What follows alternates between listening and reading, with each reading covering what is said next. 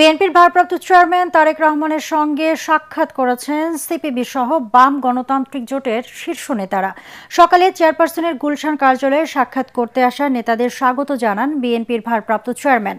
12 ফেব্রুয়ারি হতে যাওয়া জাতীয় নির্বাচন, দেশের সবশেষ রাজনৈতিক পরিস্থিতি সহ বিভিন্ন বিষয়ে আলোচনা করেন তারা।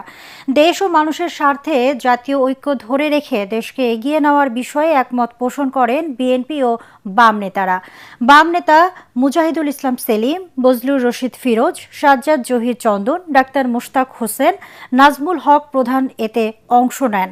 বিএনপি মহাসচিব মির্জা ফখরুল ইসলাম আলমগীর এ সময় উপস্থিত ছিলেন।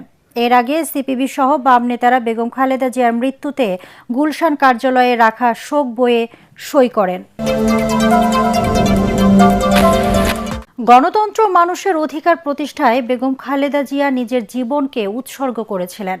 কৃষিবিদদের নিয়ে দলের প্রয়াত চেয়ারপারসন খালেদা জিয়ার কবরে শ্রদ্ধা নিবেদন শেষে বিএনপির স্থায়ী কমিটির সদস্য ডক্টর আব্দুল মঈন খান কথা বলেন। এ সময় তিনি বলেন, ব্যক্তি বা দলের জন্য নয়, দেশের স্বার্থে কখনো বেগম জিয়া আপোস করেননি। এদিকে প্রতিদিনই সারা দেশ থেকে অসংখ্য মানুষ বেগম খালেদা জিয়ার কবর জিয়ারত করতে জিয়া উদ্যানে আসছেন।